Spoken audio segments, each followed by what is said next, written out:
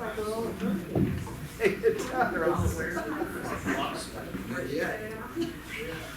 is it? All right, we'll stand for the Pledge of Allegiance. I pledge allegiance to the flag of the United States of America and to the republic for which it stands, one nation, under God, indivisible, with liberty and justice for all. All right, welcome everybody. So glad to see lots of folks here. This is our budget hearing meeting. It's a special meeting, and we'll start with roll call. Trustee Prosser? Here. Ball? Yes. Sewell?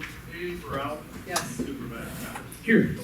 Okay, so for the first item on the agenda is the road district public hearing for the road district budget. And we'll have public comments. If you'd like to comment on the road budget, you can step to the podium and you have up to 5 minutes.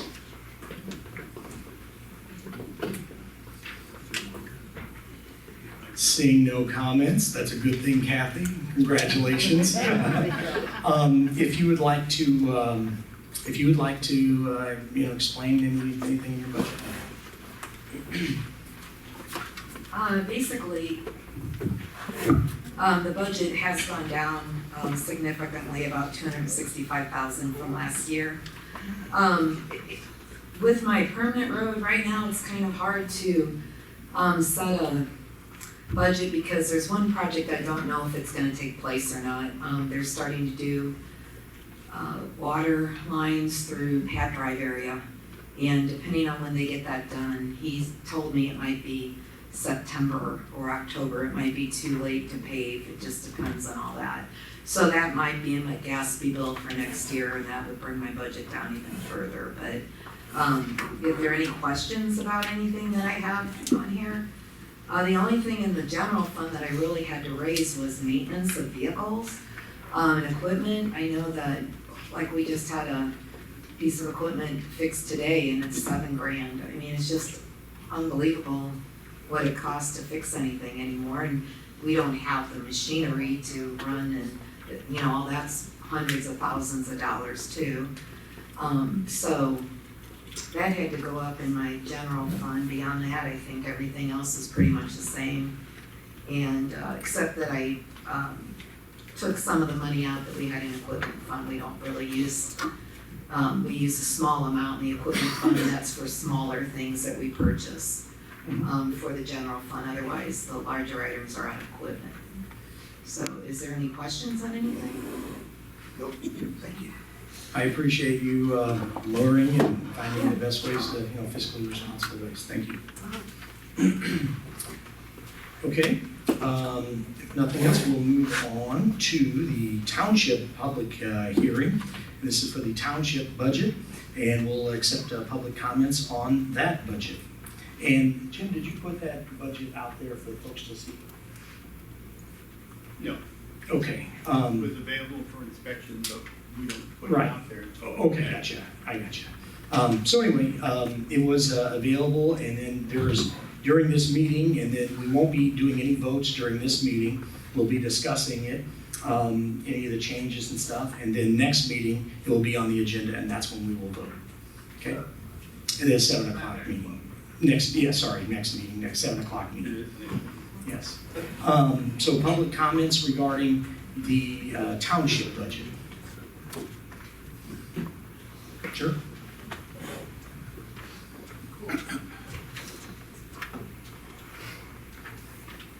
I'm Mark Achenbach, I live in Maryville.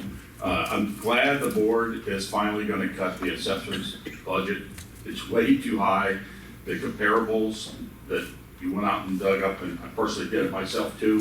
There's no reason the residents and taxpayers of Collinsville Township should be paying so much for the assessments. I know Pete seems to think that he's the only guy in the township that knows how to do assessments. There's lots of other townships in this county that are able to do it for less. And I think it's time we get in the 21st century, and there are ways to do things. That's what it's about moving forward. We find ways to do things cheaper, better, faster. And in terms of the results, I know he always argues about the results. The equalization factor That's based, he always says about the people are chasing the market. That's what the equalization factor is. It's a correction for the actual market sales prices of actual houses. So he's not doing any better. He's probably not doing any worse. He's doing about the same as everybody else, except for some of the small places that maybe aren't as comparable to us. And there's no reason why we should be spending, in some cases, twice the amount of money that other places are spending. So I hope this board votes to approve and cut the budget. And if Pete says he's gonna sue, I say let him stand up and sue and go to court. And if he wins, he wins. If he loses, he loses. That'll put an end to it. So let's get it done, cut the budget. Let's give the taxpayers some break. There's no reason to pay twice as much what it costs to do something. Thank you.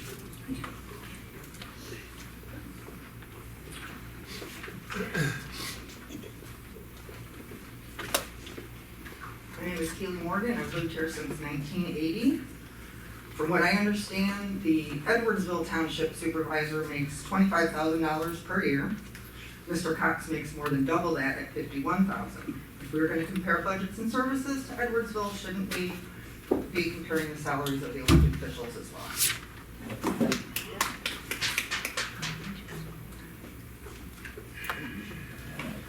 I'm George Lee, and the last meeting I come to, Pete explained everything that why he was qualified and what he was doing. And a lot of these other townships were a little short. You know, Mr. Cox, there's a union contract out there that you are obligated to fulfill.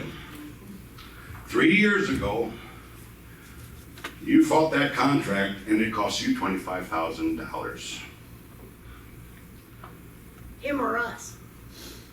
Us. Cost Us, the taxpayers? public people. This is public Yes. comment. Outside the legal representation that you ended up losing, point to the board, I'm going to tell you, think it over. I don't know why you people are after Pete, but there's a reason behind this, and it will eventually come out. I mean, we've had good, I lived here all my life, we never had any problems with Pete. Or the township. Until recently. My name is Donna Eversman. I've lived in Collinsville since I was 2 years old. I've been to the tax assessor's office several times, got the help that I needed. I don't know why we've never had all this turmoil until you came into office. And it's like you just want to change everything and make everything about you. It's not about you, it's about the people. And you know, so where's your budget? How many people do you employ? How much do you pay those people? Let's hear some of that. You want to cut everything for the tax assessor. What about you? Where's your budget? What are you supposed to do? What is your job title? I mean, fair is fair.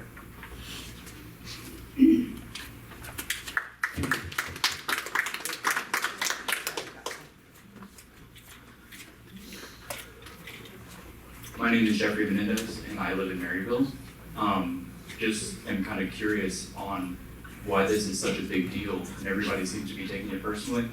The supervisor's cut his salary the last 2 terms. Did you guys know that?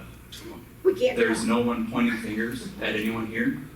We're talking about taxpayers' money all the way around when it comes to the supervisor, when it comes to the assessor. We're talking about all offices equally. This is not a target towards anyone specifically. I think the only people that are in mind when it comes to thinking about this when you're casting your vote is the taxpayers, because they're the ones that have elected these people into office, including Pete. But we're all expected to do more with less and be frugal. There's no reason to be So why is he overspending. making double Hey. everybody else? This is a warning, Ms. Eversman, seriously, warning, Seriously? last warning. Thank you. Apologize for the interruption, but it seems like some people have a very pointing finger here at others, and I think it's pretty obvious that the board is just going to be voting for the taxpayers' best benefit. That's all I have.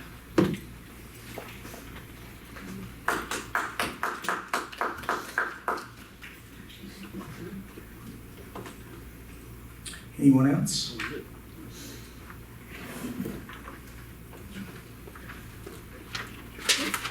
No, the glasses are on. All right. Hello, everyone. Good evening. My name is Ashley Stewart, former trustee and concerned citizen. I want to express my deep disappointment that there is still a coordinated and targeted effort to undermine the assessor's office and slash the budget. These continued attacks are not only short-sighted but dangerous. The proposed cuts will directly impact core services, staffing, and the livelihoods of both township employees and the residents they serve. The voters just recently spoke. Pete Paletti was reelected because the residents trust his qualifications, his decades of experience, and his leadership. They value the consistent high-quality service that they have received for the past 40 years. Attempting to gut his office's resources after that vote is disrespectful to the will of the people. As stated in the last board meeting, it's telling that the supervisor is not going after the highway commissioner's budget with the same level of aggression. Why is the assessor's office being singled out? I question the competence of this decision and the legal counsel advising such a reckless course of action. The taxpayers will be ones footing the bill for whatever appears to be yet another unnecessary legal battle. The assessor had to sue for this exact issue years ago. I urge the board to learn from precedent because history has already shown us the board majority's agenda will not win in court. I reviewed the proposed budget and the supervisor is asking the assessor to lower his budget by $150,000, which happens to be the combined salary and benefits of the two longest serving employees in that office. If the intention is to pressure them into retirement, that's not just unethical, it's potentially illegal. Our country used to value the wisdom, institutional knowledge, and loyalty that come from long-term public service. That value seems to be lost in this leadership. The supervisor stated in his report that he ensures that no services are cut by, but only expanded. A decrease of $150,000 would eliminate the top two positions or the bottom three. Eliminating staff would have a direct impact on the number of properties that are assessed, the number of exemptions that are applied, and the overall quality of service.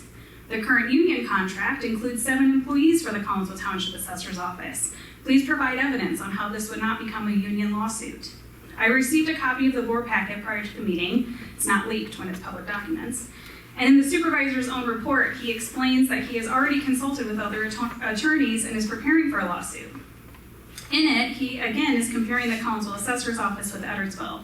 He never discusses the difference in quantity of work between the two offices, number of changes, number of exemptions, etc. Madison County has 24 staff members in the assessor's office, not 6, as stated in the supervisor's report.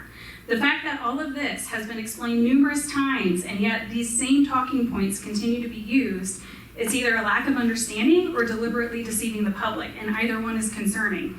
Also, the attorney you plan to work with has also worked with Bi-State. That's interesting.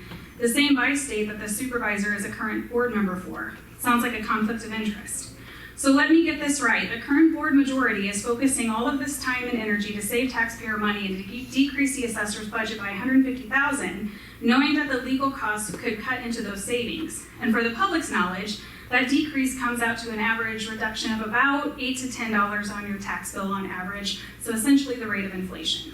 And if the supervisor is so eager to compare budgets with other townships, then let's be consistent. Why not also compare with other township spending on general assistance and senior centers? I see that the salary was added back into the general assistant budget to make it appear that there is more funding for that department. Regarding other township senior centers, many operate with far fewer staff. Some run almost entirely on volunteers. Not that I'm advocating for staff cuts, but this is glaringly obvious that this data is being cherry-picked to support a predetermined agenda. Speaking of general assistance, some of the current members have made some incredibly concerning comments online about who they believe should be receiving assistance and demonstrated their lack of understanding on this topic. There's too much to unpack in this public comment, so it will be addressed at a later time. But I am glad to see the forward movement in the community garden, which was suggested several times by the previous board. The residents are paying attention, they're asking questions, and now they're speaking up. Considering they're the ones who pay your salary, I suggest you start listening. Reevaluate your goals this term and refocus on serving the people, not personal agendas. Thank you.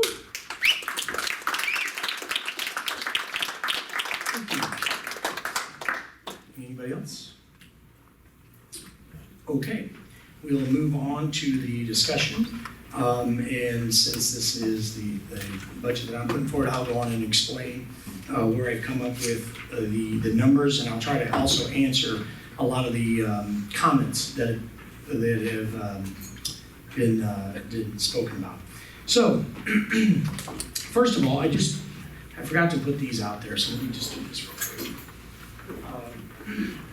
These are some of the comparables from FOIA requests from other townships. There you go. And, just gotta kind of spread them around, you guys can kind of share. I don't think I have enough. Here's some. I do the same thing as well.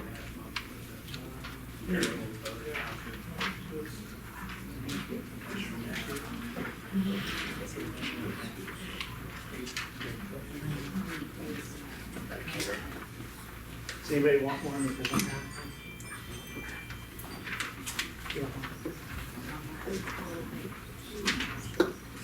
Because we got time, we can't start the next meeting at 7 o'clock anyway. So, plenty of time.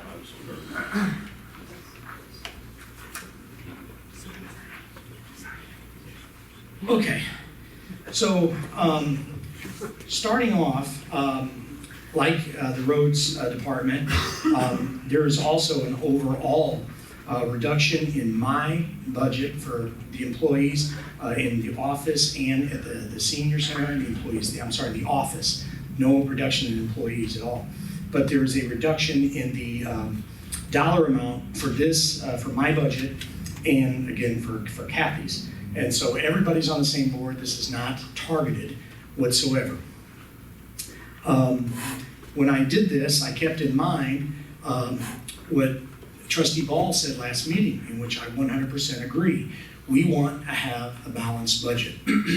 When we started the last board, it was, a lot of people didn't know about the law, but you can only hold 2.5 times reserve in your accounts. In some accounts that we actually even still have, we have sometimes 8 years of reserve that's been built up.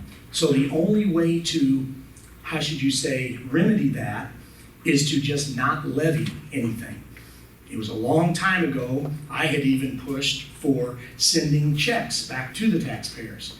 That caught a lot of heat, and it was gonna cost some money, and so we didn't do that. We decided as a board, 2 boards ago, the remedy was you levy 0 and you wouldn't be fined, and so that's what we've done. And so take away that, so you say, well, how can you spend more than you bring in? Well, that is what we did, and so I will give it to Mr. Allen and the other supervisor that was in, that they did build up some big surpluses, and so we used those surpluses to make some great things happen in our township. And then was able to lower the levy. We also lowered the budget. The last board lowered the budget by over 25%. And so this budget here, I'll go through it. Do you guys have a copy of it I can walk through? Let's see, so did you? They got an email. They got an email to you. So I'll try to make it so you can understand. But our revenues, our overall revenues, and so the public can understand, revenues come from tax dollars. They also come from interest, replacement taxes. It has miscellaneous income, and then it also has some grant income. So our revenues are expected to be $1,391,635. Okay. Then it has our total funds available is $2,534,762. If we pass this budget tonight, we will end with a ending balance. We started with. We'll end it. I don't want to jump and make it too confusing. So without the paperwork in front of you, I'm trying to make it as least confusing as possible. Point is that this is going, I'll show you that this is going to be a balanced budget. Okay, personnel, we'll start with personnel. Office salaries, this is my office. From last year, it's down $35,000, and it is correct that we are moving one of the salaries, and you'll see an increase in that budget line item. Salaries for elected officials go down $30,000 because we are not in control of the salaries. The board passes that, because I think that was brought up. The board passes that, and our roads commissioner agreed to take 20% of her salary out of her budget. So the elected official salaries actually comes out of my budget. That's the elected official salaries for Kathy, Pete, myself, Jim, and the entire board. It comes out of my budget. Health insurance, go ahead. Anytime you have any questions, oh yeah, if you have any questions, the board, ask me as we move on. Health insurance, I had to add $6,000 to that budget because of increased cost. How I came up with these numbers, I looked at what we spent last year, and then I said, okay, we're gonna have to add some here, we can deduct some here. That's how I came up with these numbers. Okay, so overall in administration, it's down 56,000. Contractual services, there's a whole bunch of items in here. Looking at everything, I had to add 35,000. Commodities stayed the same.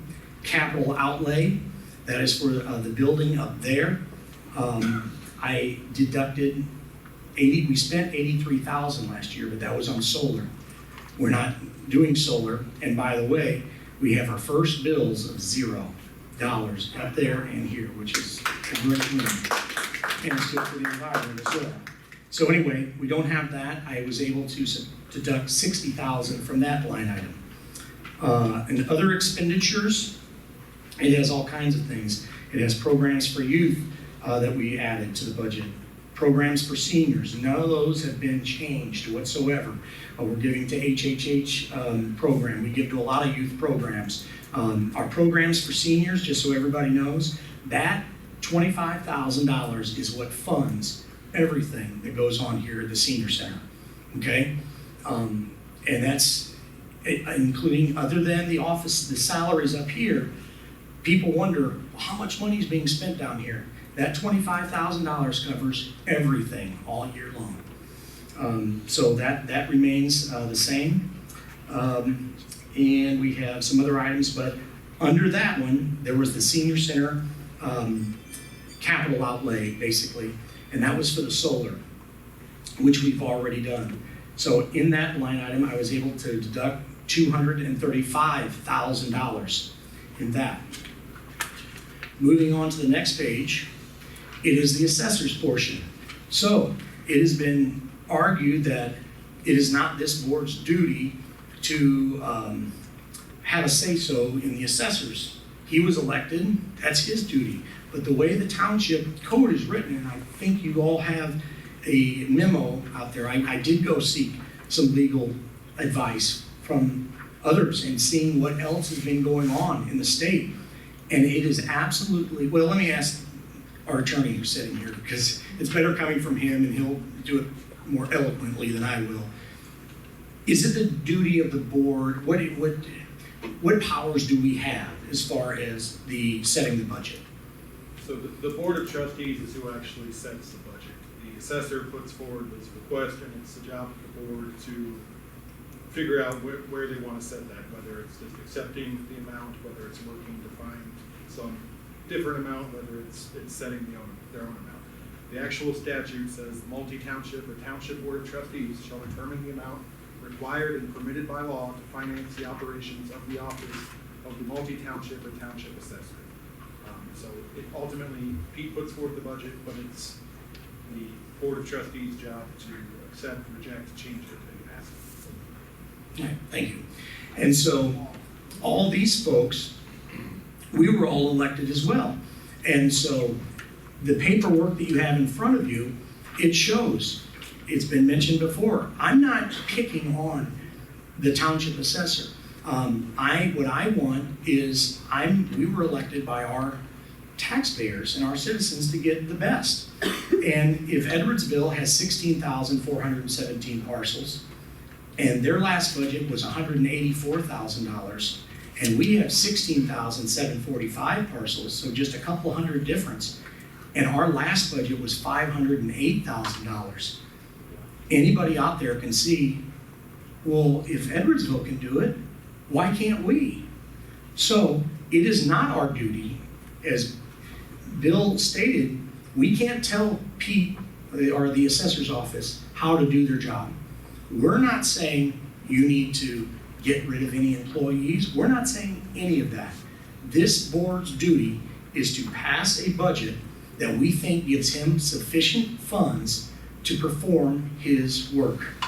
That's what our job is. We have nothing to do if he wants to overly spend on stamps, or if he wants to, we can't say really anything on that.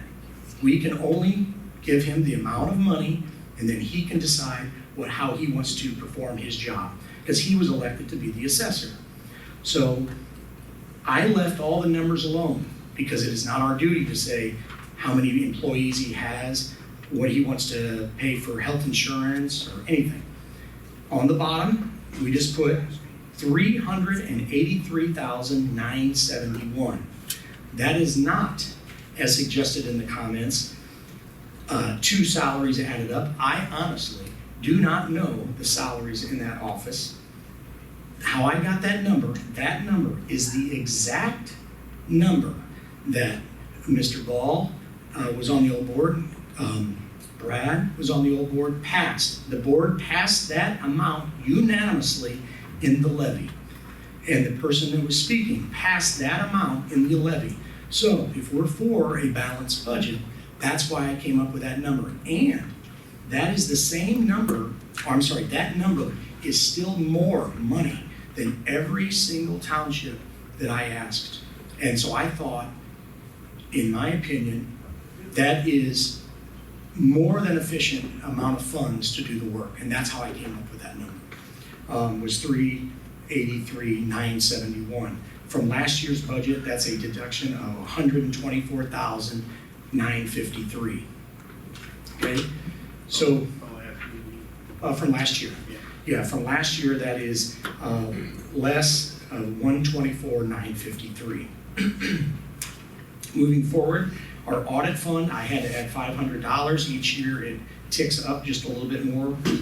Our insurance has been tough. As everybody knows, your car insurance, your house insurance, everything is going up. This is for our building. This is for if somebody slips and falls, liability insurance. I had to add $15,000 from last year, so that's up to $75,000 to cover our costs there. So altogether on that page, I had to add $15,500. Moving forward, the IMRF fund, we are good there. The same budget. We spent $6,100. We budgeted $10,000. I'm still budgeting $10,000. Social Security, we are good there, the same amount budgeted, and what we spent last year was dead on. So all that page is good. Moving forward to general assistance. I did move that salary into general assistance. And the main reason that I did that is because we have so much money in that account, we're unable to levy. Remember, you can't levy if you're not spending that much, okay? And so this will give us the ability to make those changes that we spoke about at our special meeting just a couple of weeks ago. I want to find ways to actually help instead of rhetoric that doesn't actually help anybody and just saying it. I want to find ways to get to the bottom of how to help somebody, you know? So, and that will lie with that employee, and that I added $53,000 to that general assistance. After you do all, and I also added $10,000 in home relief as well to make sure that we would have enough money if we have more folks that come in and that are qualified. You gotta be qualified. Not everybody gets it if you just think that you need it or want it. So we get to the last page. In total, our general town budget is $440,953 less than last year. That is, I'll get to it. Audit fund is plus 500. The insurance fund is plus 15,000. The IMRF is the same. Social Security is the same. General assistance is plus 53,500. Altogether, it will be a $371,953 less than last year. To break it out, Only 124 something comes out of these. that's right, and to break it out, I'm How taking much that came out again? I'm taking $247,000 out of mine, and I'm asking Pete, I'm asking this board to pass $124,953 less from last year's, from the assessors. The 1467471, that's right. Yes, 146, yeah. And so the total is 1467471 in that. I know that was a lot, I know you got a lot of questions. Not a lot of questions Oh, for this go ahead. meeting. I have one comment though I'd like to, let's put a little bit of highlight on is 230,000 of that is capital outlay, which Yes. was not money we really budgeted anyway because it's grant money. So Yeah. I know you're saying you took it out of your budget and all, but in reality, it's a wash. Yeah, it's all in. Budgeted expenditure. Sure. So yeah, we don't have to do that, like I explained, we've already done the solar and stuff, yeah. So, do you guys have any questions?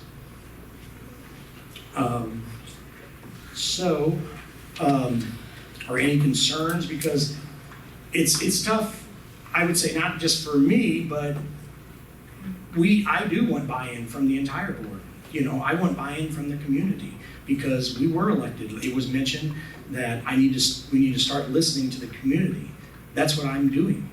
I was elected because we all have taxes I got mine tax bill today, because I don't escrow, and it just goes up every single year. And I will say this, and me and Margo, we spent 4 hours going through just how it works.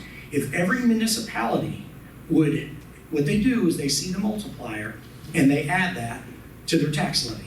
So if they see that the multiplier is going to be 6 or 8% or 10%, they say, well, let's get as much as we can.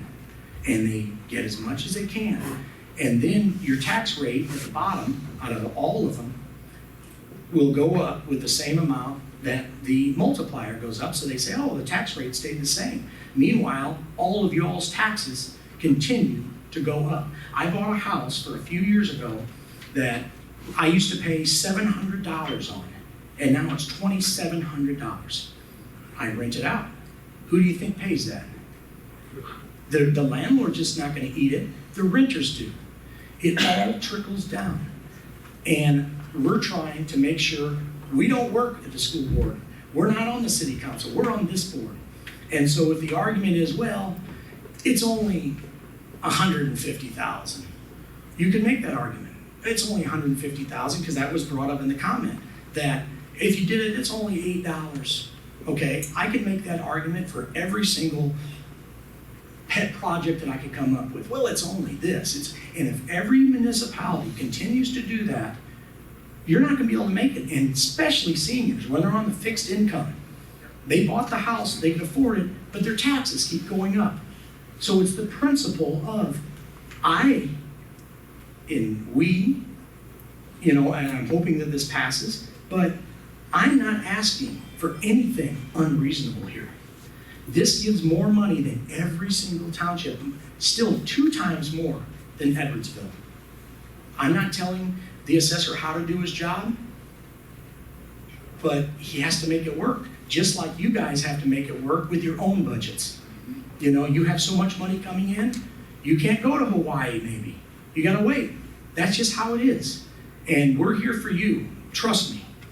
So, any other comments or concerns? So can you explain your position on the GA administration cost? Why are you moving it back into the GA account? Because 4 years ago, that was like one of your biggest platforms. Yes, and that's what I just explained.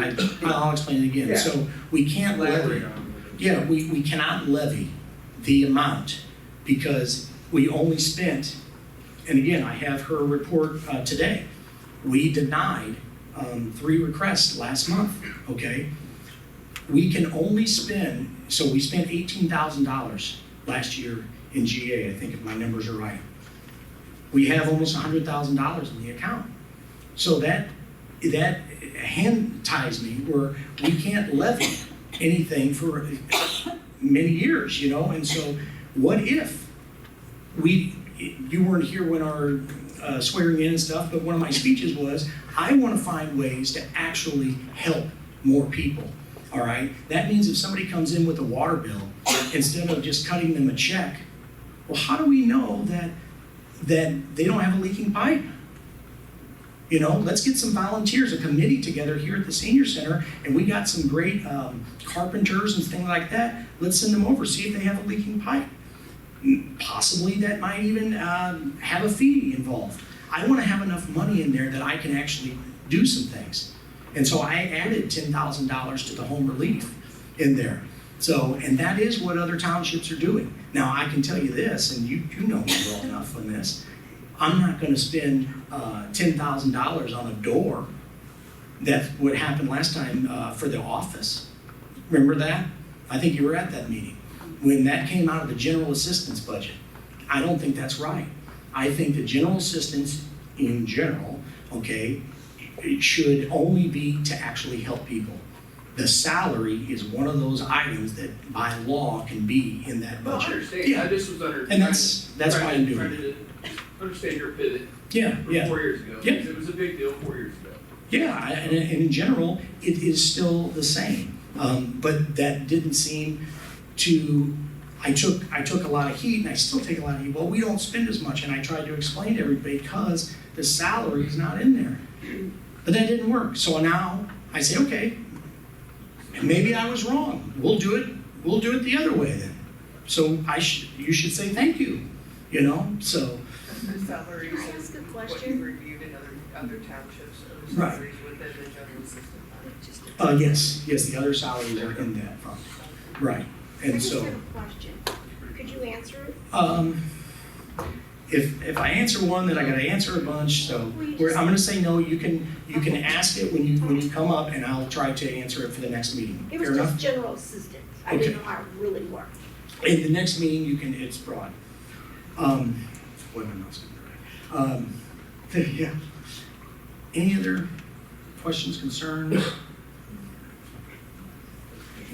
All right, motion to adjourn this budget hearing? Motion. Okay. All right, all in favor? All right, meeting adjourned, and we'll start our next meeting at 7:00.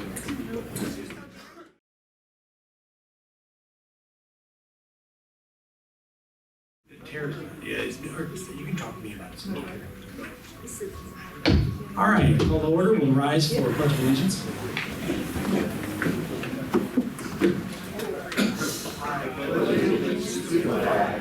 United States of America, and to the republic for which it stands, one nation, under God, indivisible, with liberty and justice for all. Okay, welcome everybody to our regular June meeting. Clerk, roll call. Trustee Prosser? Here. Ball? Yes. Stool? Crowell? Yes. Supervisor Cox? Here. And we will start with public comments for this meeting. You have up to 5 minutes. You can step to the podium.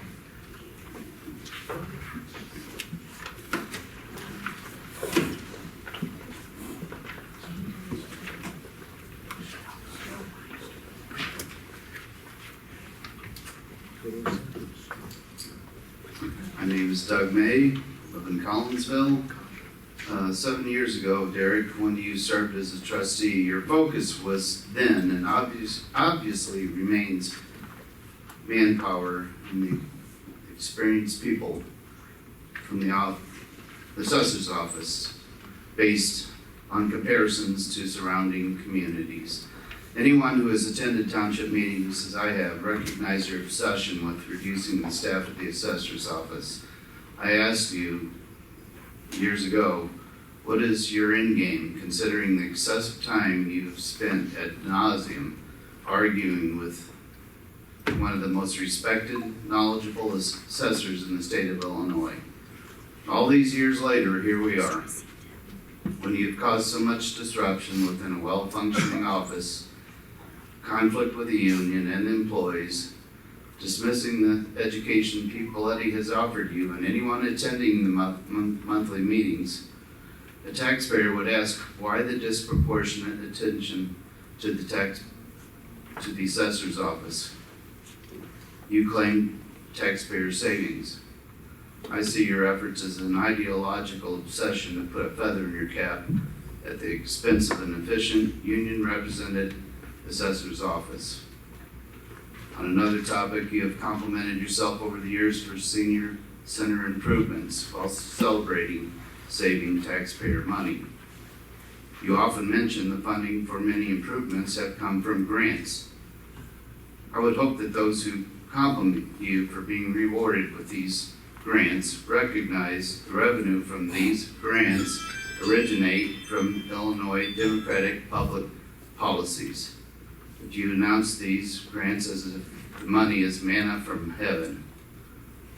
The truth is, this revenue would not be made available if the party you resist acknowledging, Democrats, helped you to look like a savior. Good for you for the Volkswagen, the solar, and all the other grant rewards. It would serve you well to acknowledge how this money was made available by Democratic public policies. Thank you.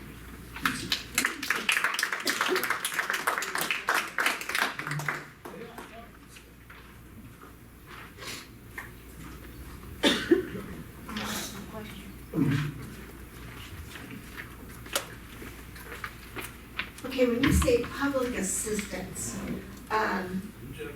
I wasn't really aware that we had that in this town. I just wonder how many people do know that, and how many people did we help last year? You said that you spent 18,000. I mean, like, can you kind of give me an idea of what you're talking about? Yeah, just so it's called Robert's Rules of Order, and so the way our bylaws are written right now, which we will talk about possibly changing, I would like to answer you and go back and forth, but the way it is right now, that's not really the way we run the meetings. And so I will answer your question when my time comes, if that's cool. Yeah. All right. Yeah. All right, so, I'm kind of confused when you say, I've seen this graph all over Facebook and everything, and you say you keep comparing Edwardsville and Collinsville. Well, the way it's been explained to me in more than one person, is Edwardsville doesn't reassess every 4 years. Our state requires it, but they don't do it. So when you keep saying that we are like Edwardsville, our township office is doing much more than what Edwardsville is doing. So whether they're looking out for us or whatever, but I mean, and when you talk about your budget, does that mean when you budget, do you put in there extra money for your attorney fees when you go seek another attorney? I'm just asking a question, because it's something that I would like to know. And I feel that everybody should know that. But I think, like when you did your budget, I didn't hear you say anything about X amount of dollars in case I need to run to another lawyer, so. Thank you.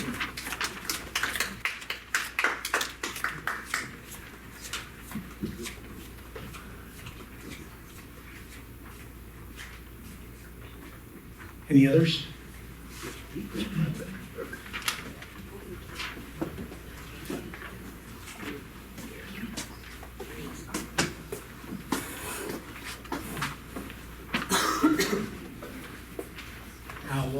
So,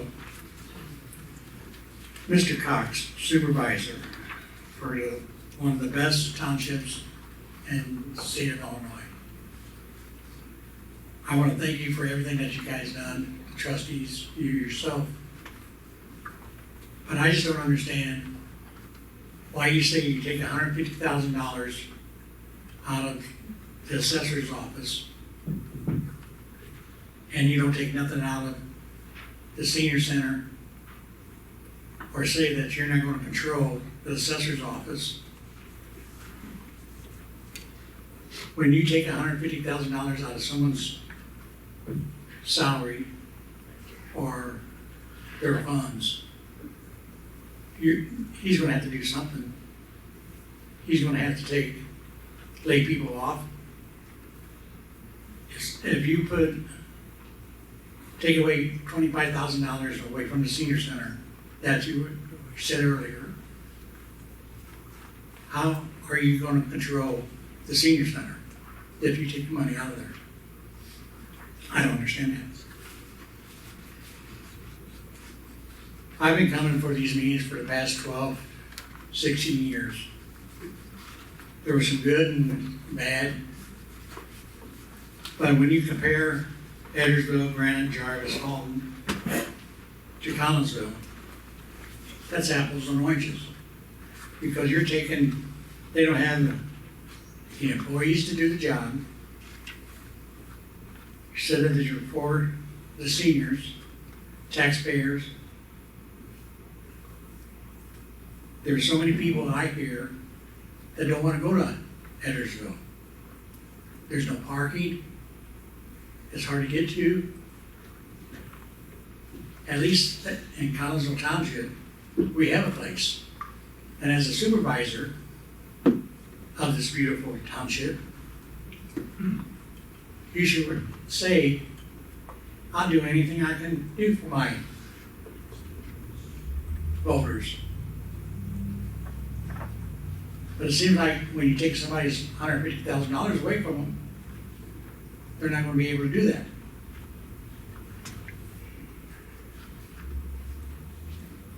Trustees that was elected.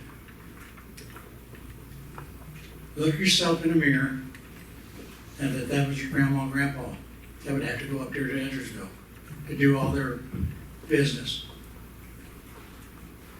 When they have a beautiful township, assessor's office right here in Collinsville, Illinois, to do their work. Those ladies in that office do a wonderful job. And I hope that you do one as a trustee. Thank you.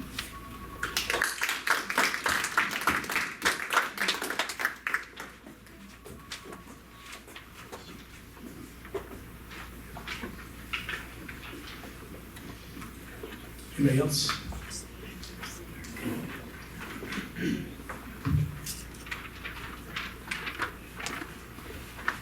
Okay, so this one isn't as long as the other one. I just wanted to address a couple of the items that were discussed. Yes, the previous board voted on budgets, and we also based that decision on all of the information that the assessor and the departments provide. Previous years of budgets, previous years of expenditures, they've always been forthcoming with any of the documentation that was needed as far as financials.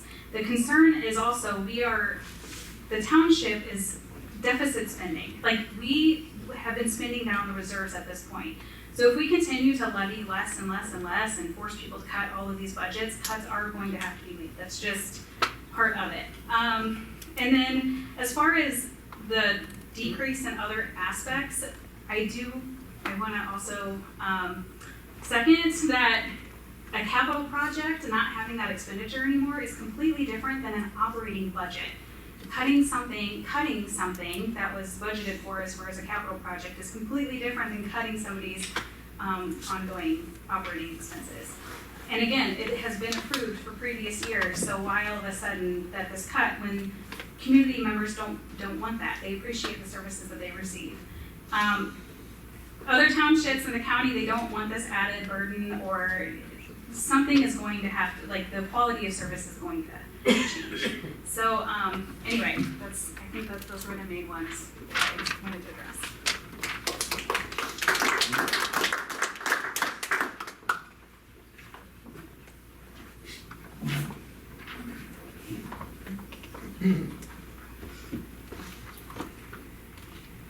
Catherine Ball, Collinsville, Illinois. First, I want to welcome the new board of trustees. I wish you all great 4 years. I want to address some things mainly so they'll be read into the record. To be clear, I'm not speaking on behalf of Trustee Ball. He's a grown man, he can speak for himself. To be honest, he didn't even know I was speaking tonight. And, you know, if anybody knows him, he doesn't need anybody speaking for him. Again, I just want this to be on the record, that I'm speaking. One thing I want to point out specifically is that Supervisor Cox campaigned on 2 slogans.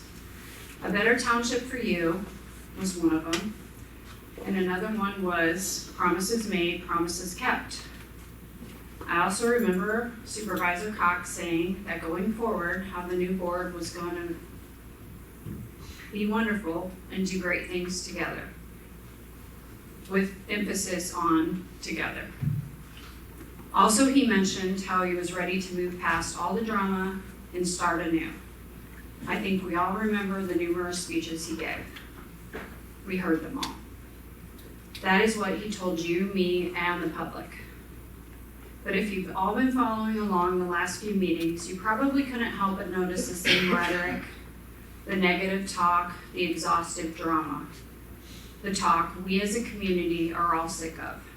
Instead of focusing on the business of the township, we were forced week after week to listen to Supervisor Cox and relatives personally attack trustees.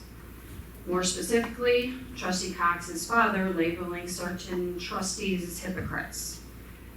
Everyone is exhausted by the immature name calling, and I'm not going to stoop to that. It's non-productive, it doesn't benefit anyone. And so getting back to my earlier point, Supervisor Cox campaigned on having such a great team moving forward and how things were going to be positive. Yet, all I have witnessed since the election is nothing but the same negative, backwards momentum. I want the public to reference the supervisor's notes from the last meeting and notice how he intentionally set up meetings with each of the new trustees except Trustee Ball.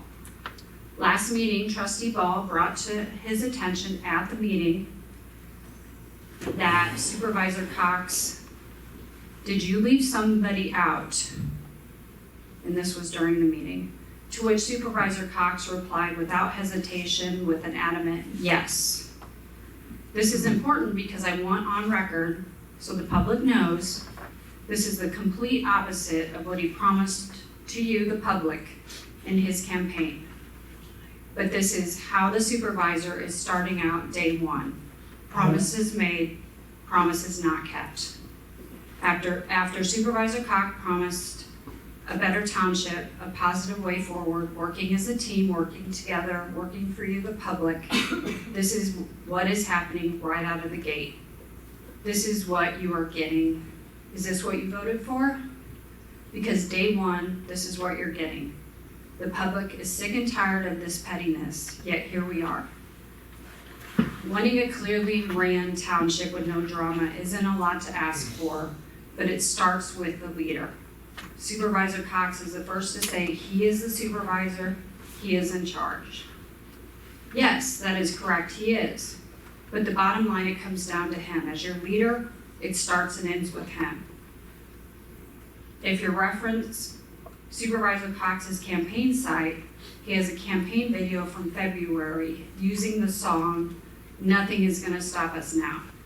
He states in that video, quote, "It is important we move in the same direction." But then this is how he is choosing to start off the next 4 years.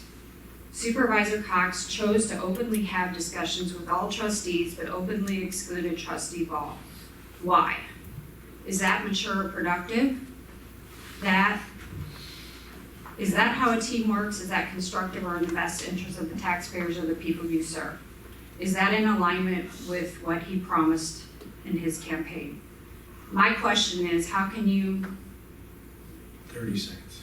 move forward in a direction when you outright exclude team members? That doesn't make for a cohesive work environment.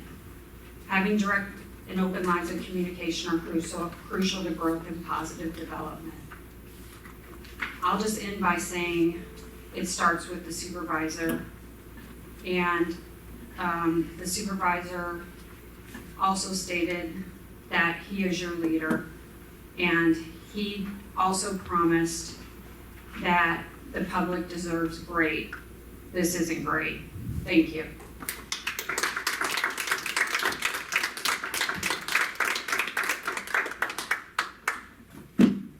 Is there anybody else?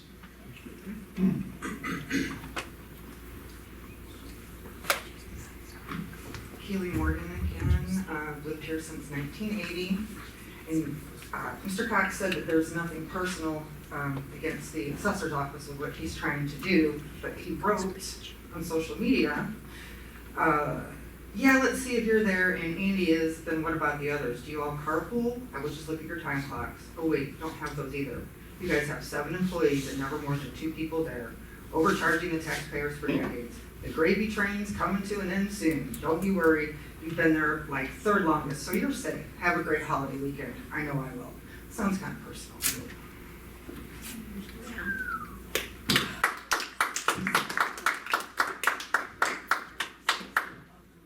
Anybody else?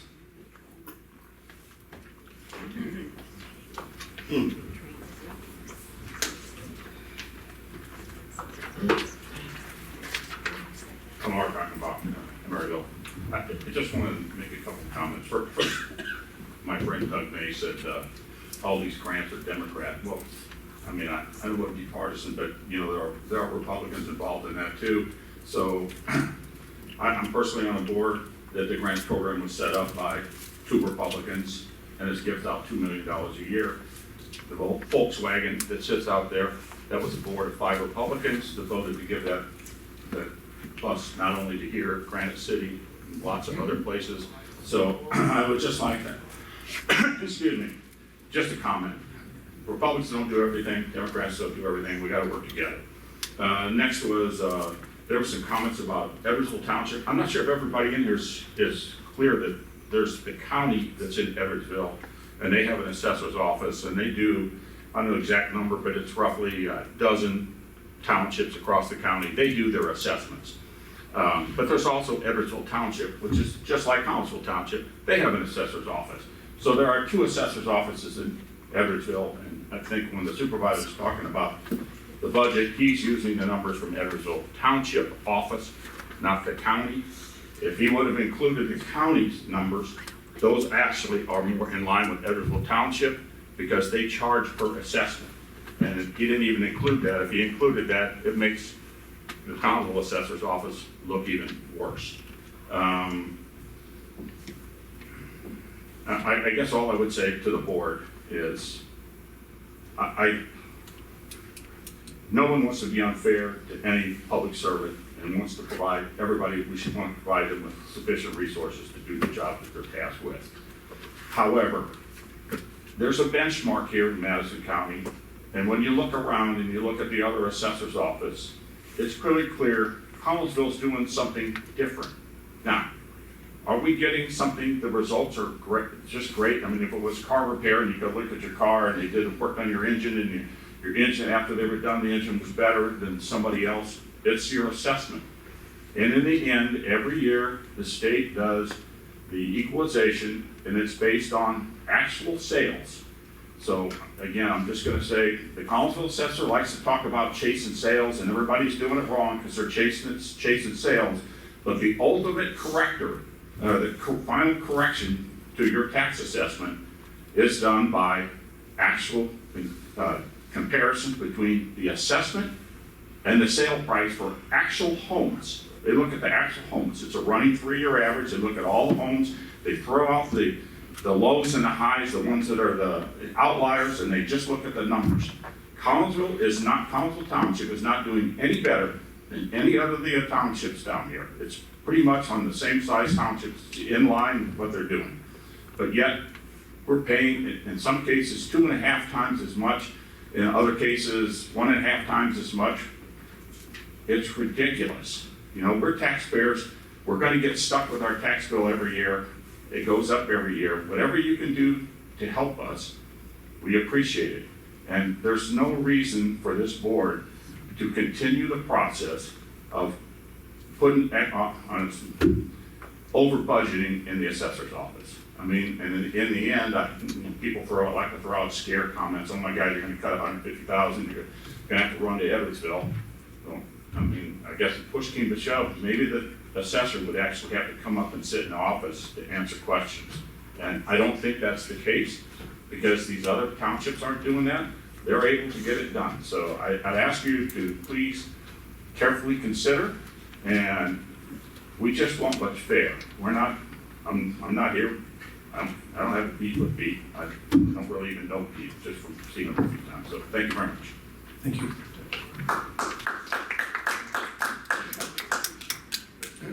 Anybody else?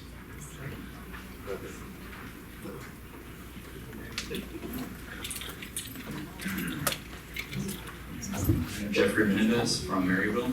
I just wanted to address the board one last time. Like somebody said earlier, welcome. Glad to have you guys all on the board. You all know why we were voted in office, and that's to keep the taxpayers, keep them in mind for everything moving forward. It's really important to keep your emotions out of those choices, because like look in the audience, we have a great democracy. We have people from both sides. It's very important to stay nonpartisan when you're making these kinds of decisions that are going to affect both sides. So some people are loud, some people are well-spoken, some people are really adamant about showing up to these meetings, but there's 97% of Collinsville citizens or Collinsville Township citizens that aren't here. They're working, they're taking care of their families, they're helping their loved ones, the elderly, because you have to help the community. You can't invest all your time into sticking all your emotions into politics, driving your own narratives. It has to remain nonpartisan. So I just encourage you guys, when you're thinking about your vote, when it comes to the budget, nobody's being personal. From what Derek said earlier, it sounds like everybody has agreed to lower their budget. You guys can work with the assessor's office. You guys can do whatever you need to do. I just ask you to remain nonpartisan when you're making this decision, keep the politics out of it, keep your emotions out of it, keep the taxpayers in mind. Thank you guys.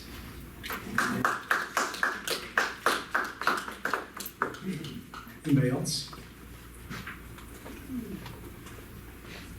I have just one question, Mr. Cox. Are you proposing to hire any new employees in the near future? Okay. Is that for my office? Your office. Okay. Are you proposing to hire any more employees? Okay, perfect. Anybody else? Okay, I think I'll be able to weave in most of these. Next item on the agenda is our consent agenda, and we are going to be voting on items A through F. Clerk Hackenbach? So we have approval of minutes from the May 14th regular meeting, also the May 20th special meeting, which was the swearing in of the elected officials, and then you have the reports from the Assessor Highway Commissioner, myself, and Supervisor Cox. Motion, we accept the agenda.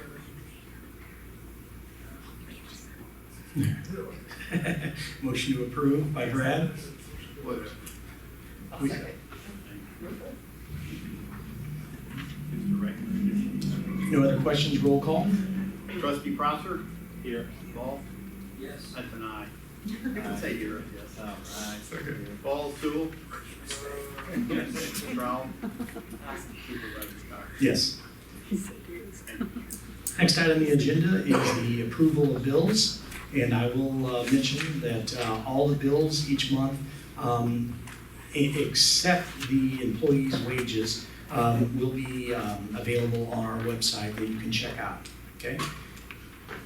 And all the trustees have always gotten all the bills, and as they've gotten in their emails and things too, if they ever actually want to see the actual receipt, just ask, and it's in the office. And so, clerk? Okay, first one on under general assistance, we have expenditures for the month of $1,090.04. Motion, we approve. Any seconds? Okay, if no other questions, roll call. Trustee Ball? Yes. Sewell? Yes. Prowl? Yes. Prosser? Yes. Supervisor Cox? Yes. If you don't mind me calling.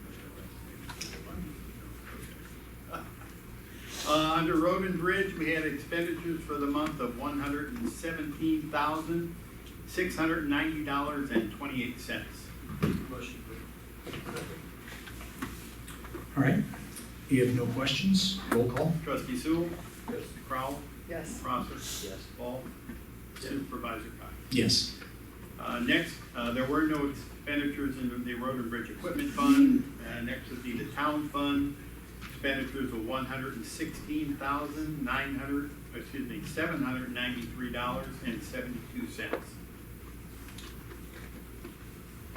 Motion approved. Okay, no questions, roll call? Trustee Crowell. Yes. Prosser. Yes. Ball. Sewell. Supervisor Cox. Yes. And finally, the last up is the Senior Center, which had expenditures for the month of $7,178.33. Make a motion to approve. I'll second. You have no questions, roll call? Trustee Prosser. Yes. Ball. Yes. Sewell. Yes. Trowell. Yes. Supervisor Cox. Yes. Thank you, Jim. Okay, reports by officers and committees. We'll start with our Highway Commissioner, Kathy. Okay, I turned in my, my report to you also. What I've got coming up as far as, being on the, state board is we will be having a Highway Commissioners Seminar in August, and then I'm also going to attend, I don't know if Jim is too, but the, TOI seminar that's in November. I will be attending both of those. The one in August, I'll be going up there that day to help, and then, the one in November, Jim and I usually are the ones that attend that, but it's open to anybody that's on the trustees, supervisor, clerk, so just keep that in mind too, because you learn a lot at those seminars. So as far as what we're doing right now, we're really behind because of all the rain, and so mowing's behind, pretty much everything's behind. There's a lot of violations out there right now because of people not mowing their yards. I'm trying to give them the opportunity to do it first before the county steps in on it. I'm working with the county right now on the house that got finally demoed at the corner of Clifton and Lester. Working with them they're gonna take their violation off if we can get a lien towards the property and us take on the violations, so that someone can cut that lot. Yeah, it's as tall as me right now. And I've been trying to work with them for 3 weeks to get this taken care of, so I already talked to our attorney, and he's ready to go with it as long as we can get the information they need to Do we get know to the us. owners of that lot? They can't find them. Right. So that's why it took so long to tear the house down, because Right. I've probably been on him for even before I became commissioner, to tear that house down. So he did live there for a short time, and then, but anyway, so yeah, they cannot find him. If somebody lives in a house and they can find the owners, we cannot go into their yard and cut grass, but when there's this type of situation, we will put a lien on the lot and keep track of everything that we do. So anyway, I've been working on that, and Jennifer's working on the stuff for the audit. We got that information on Friday, so she's trying to get all that together and should be turned in she's just gonna send it directly to Kevin on a drive, so she should have that turned in this week or beginning of next week at the latest, so.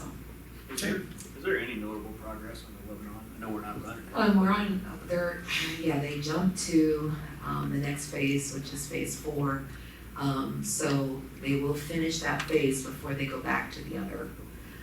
So it'll be an easier track to get around once they're done with that phase. And then, hopefully we'll have some flaggers that will be able to stay there. They were saying, well, we could give you flaggers for a week, but not a week. Well, they can't do it that way. They need them there, and it's the railroad that provides the flaggers. And so we're at their mercy. So that's where we're at right now with it, that once they finish phase 4, they're hoping to jump right back into the phase of the bridge. Have the railroad there to help. Just goes around, go up the hill, go out to Longing, and come back around on the other end. Yeah. Because we got that passenger there. Where are you guys going? There's a flagger somewhere? They need flaggers for anywhere that you're working near the railroad. So there's a pier that we have to work near. So they want railroad, they want flaggers there when we're working Oh, anywhere I near see the what you're railroad. saying. Okay, so Yeah, you, wow. yeah. Yeah, there you go. See? Is there any other questions? No. All right, well, thank you. Thanks, Kathy. Assessor submitted his report, and trustees, just jump in if you have anything you'd like to comment on. You guys? Yes, I got a few comments. I'm not gonna sit here and waste a lot of time and whatnot, but I could have spent an hour going through the budget in the previous meeting. I'm gonna tell you right now, I'm voting no for this budget. I think it's willfully negligence to arbitrarily cut without providing some solutions and working with people directly. And I'd ask the supervisor to really own it for what it is. I mean, you're asking for a headcount reduction, so you might as well just come out and say it. One other thing is I'd like to stop the deficit spending that we have done in 4 years, other than the accounts that we really need to spend down. And I understand that GA is definitely not there still, but That's what we do. I'm expecting that the budget proposal will pass. I'm expecting a lawsuit to ensue, which will be a waste of taxpayers' dollars. Maybe we'll get some remedy out of that once it happens. So, and I'll just leave it as we see. As far as the not trying to work with the assessor, that's not true. And for 4 years, I even had a meeting, and so everybody knows, with the union. And we had agreed that there was too many. And what they said at the meeting, they said, let's not do anything crazy. Let's just, there's some retiring and it takes a time to train. That was always the big thing. Mr. Paletti always says it took 5 years to train. So that's what he says. Point is that we wanted to try, you remember this, to try to let, if somebody retires, not replace them, to get more, to benchmark more where with everybody else is doing. That's correct. Those conversations have happened. Right, and so, Passed, and what I'm gonna say is that didn't occur. He didn't hold up to his end of the bargain, okay? And so we wanted to, and to be perfectly honest with you, this is still more. It's still not quite double, but way more than Edwardsville, what I'm putting I'm in not front talking of you. about Edwardsville. I'm talking about this budget. Right, and the reason that I use, and I let In a you workshop. talk. Okay, I let you talk, let me finish. What I'm saying is that Edwardsville, the reason I use Edwardsville, it's not just because they're lower than us, okay? It's the only thing, it was made in a comment, these aren't apples to apples. Edwardsville absolutely is apples to apples. 16,417 parcels. Collinsville has 16,745 parcels. They do the exact same work. Now, Pete can say that they're breaking the law, all right? And perhaps the state's attorney can look into it, but he's saying that every single one of these is breaking the law, but he's not. And my point is, if Edwardsville can do it for $184,000, why can't we at least do it for $383,000? That makes sense. You want a balanced budget, that's what I'm giving you here. And so what I'm saying is, if you vote no on it, you're voting no on everything. And I want your vote, I want your vote, because we agree. You know we agree. I'm not trying to be. I'm not against budget cuts. Right, and so what I'm against arbitrary cuts with no game plan and no true sit down, coming to Jesus meeting to work with people. And so here, Never had that. here's my answer. I sent an email just last month telling him exactly what I was proposing. I said I would like to talk about this. In fact, he says, no, I need $539,000, all of it. That's what he told me. For 4 years, we have tried. And so what is it next year? He's told me that he's gonna keep on raising it. It could go up to $1 million a year. We were elected by the people, okay? And I know that some folks are gonna, get upset. But again, like one of the comments said, not everybody's here, and it sucks about politics, and I do apologize for the new board that it's a tough thing, the first meeting, to have to do this. But that is what we ran for. And we're here to do a job. And so that's all. And I'm not, and just so you guys know, I'm not going to hold it personally against anybody if you see it different. We're always going to see things differently. You know what I'm saying? So that's, I hope I can explain it more when we I'm get not into that holding it budget. personally against you or anybody on this. Right, but I have tried. But you have personally held it against Pete. No, I have to somebody, I think it was your wife's comment, all right? I ran on promises made, promises kept. I have been talking about this, as you know, and it has been mentioned before. I've been here at the end, it'll be 12 years. We have been talking about this, and I've been trying over and over and over, and we never do anything. I don't know what else to do. Instead of trying to work with me, I've been told he didn't tell the board or anybody. Now he's hired another person. Do you see what I'm saying? Now we have another employee. That's not trying to work with us. That's just trying to poke us. And that's not fair either. In response to your poking. How am I poking you? This is our duty. It's been Yeah. years. So, And the taxpayer gets poked in the long run. right, yeah. So, on this also, looking at Pete's budget, 92 to 93% of his budget is his employees. Yes. So even if we tell him to cut 124,000, not the 150 or 124,000, you're still, he has no way of taking his money but cutting people, cutting his employees. To give the example, as the way I look at it is, right now, you can go up there, we don't have to worry about phones sitting there for 20 minutes, being shorthanded. It'd be like going to the grocery store and saying 7 lines open, and all of a sudden now there's only 3 lines open. And everybody, we still are all taxpayers here. Nothing has changed as far as the amount of people that we have. So is that gonna hurt the service or not help the people that go up there, the senior citizens that are going up there to need the paperwork? Are they gonna have to wait longer? Are they gonna have to take days or weeks before they get their stuff? By having shorter amount of people, there's going to be some kind of service that's not be given to us like we are used to. That's why I agree with, Clint here, I'm gonna be voting no also. Okay, and to answer that, because I see the folks come in there, we'll have on an average,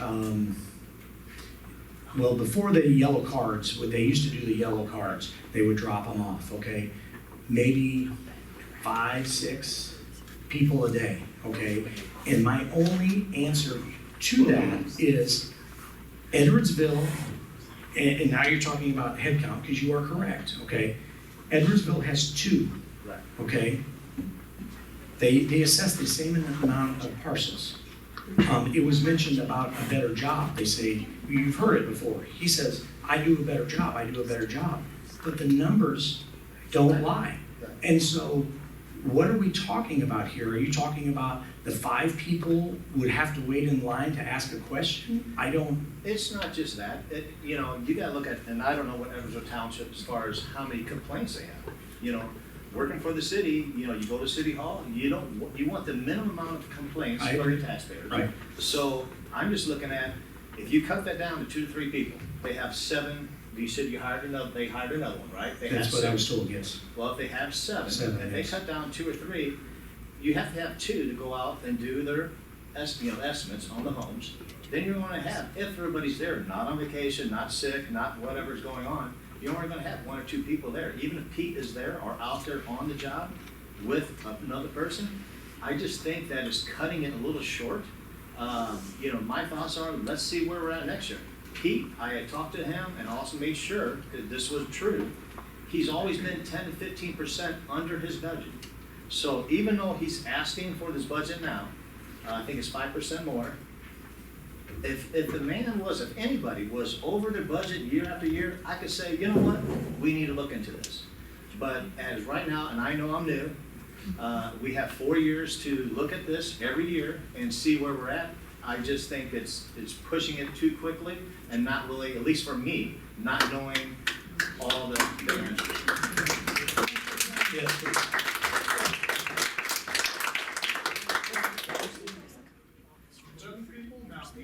No, he has, this is 7, not including the assessors. Okay, so 7, and one of them, so there's 6, and one of them, though, has never been in that office. And didn't you say a while ago, and I know I've driven by here in my bus, drove down that road a lot, and there's 2 cars on the parking lot. So I don't think it's gonna be like there's a shortage of people in the office. That's not where the shortage is gonna You know, And you know what? As far as I'm concerned, good managers all across this country, at every company, many companies I should say, have had to do more with less here recently. I'm gonna go that he does more with less. Do you have any comments? And we're not even on to that discussion item, so if you wanna say, yeah, we're getting over with now maybe, but if you, whatever you'd like to say.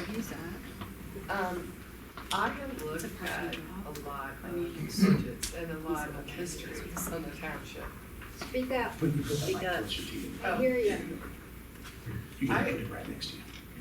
There's You can plenty move of it. slack right there. Pull it over in front. There you go.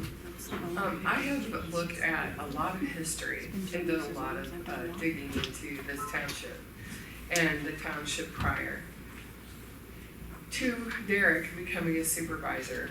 And what I've seen is a lot of family and friends. A lot of family and friends that are involved in the township. And all working together. And I have seen Kathy run a township. I knew her father did before. And but she runs a township and she is not, she doesn't lay roads, she doesn't put out asphalt, she doesn't dig ditches, she doesn't mow, she doesn't sit in the, over the budgets or whatever. She talks to her, from what I'm hearing, because I'm hearing from your family, that you're there for any questions, you're there being a supervisor. I've heard nothing but amazing compliments. You cross your T's, you dot your I's, you serve the public. I did not realize that your budget is completely separate from the township's budget. With that said, I see you as being a good supervisor, a supervisor of your department. In regard to as a supervisor and what you do, I see that you're there to answer questions. I see that you're there seeking new funding. I see that you're writing a lot of things that benefit the township. I just see that there's a lot of interaction with the community, not just here, but in so many different events, doing overtime. When I look at Pete, I looked at his resume. He is an assessor. There's no doubt. His education, and I've looked at his resume, he is an assessor. I did not find anything in his education about being a manager or a supervisor. A manager and a supervisor watches their budget. They watch what goes on in their office. They watch how the spending goes and if it's been done. And I see, just from what I'm seeing on the outside looking in, and I've asked to come into the offices, and because it's hard for me to approve a budget where I'm not seeing, you can throw numbers at me, but how are those numbers coming up? So when I asked Pete to be a part of that, oh, yes, but he's never made time for me. Kathy, your brother, has said, please come see us, talk to Kathy, come see us. I've asked Pete a couple times, can I come and see, can I come and talk? Can I find out what you do? I'm supposed to approve monies for my employer, who is the taxpayer. And I don't know what to do. I mean, I see that I see this, and Pam did correct this, I see apples to apples between Edwardsville and Collinsville. I've learned about the multiplier. I've learned that they were off, both cities, both townships, they were off by 6%. So that had to be made up, okay? And so I see that it takes 7 people in Pete's office and 2 in Edwardsville. I also see that there are professionals, from my documents I've read, there are professional deputy assessors. Pete has told us they're professional, very good people who do their job. But we can't get the job done for the same amount. And he says none of them are in compliance. They're not doing what he does. I've checked that out. They're absolutely doing what he does. We're not asking for that much of a budget cut. I don't understand the numbers. And if I was invited into the office so I could be shown what needs to be done, maybe I would have a different feeling on that. Thank you. Thanks, Marla. Let's see here. Yeah, Senior Center. I'll just briefly let you guys know that yesterday we served over 100 people in here. A great meal. We do lunch Monday and Tuesday, Thursday and Friday, 11 o'clock to 12:30. We also have a lot of great trips coming up.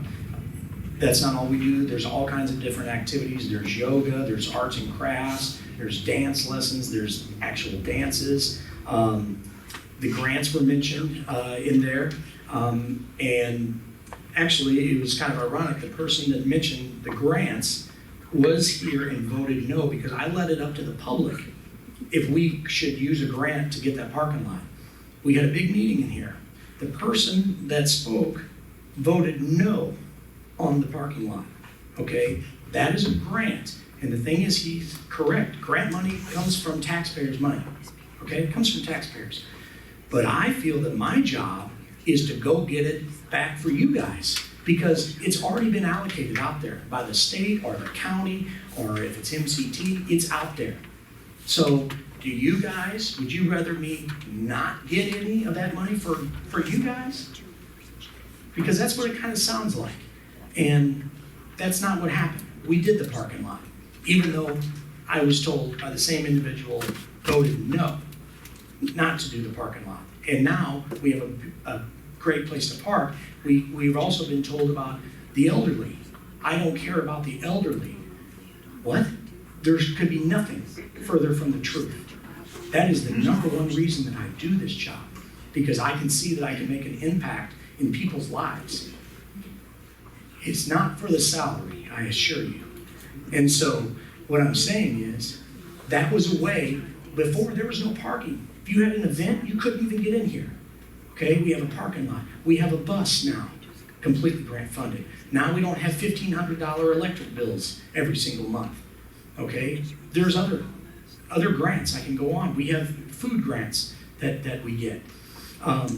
So anyway, this is a great place, and I believe that every community deserves a senior center. You seniors have paid taxes. These are citizens.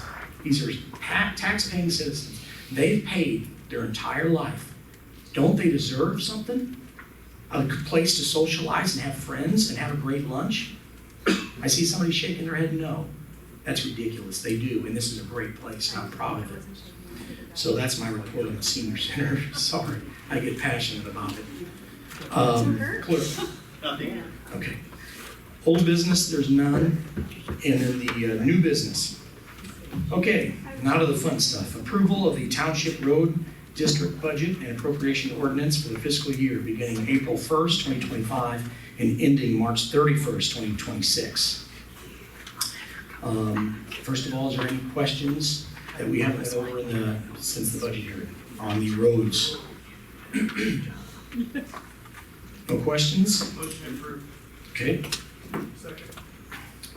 all right, roll call. Let's see, where was I? We'll start us out. Prosser? Yes. Ball? Yes. Sewell? Yes. Brown? Yes. Con. Yes.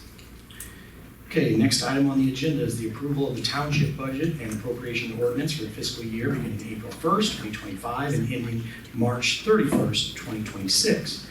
Let me try to answer just a couple of questions that were thrown at me, and then you guys we can jump in and try to get somewhere. Again, I have tried to work with the assessor. I have emails to prove that. He claims that he needs the entire $539,000 to do his job, okay?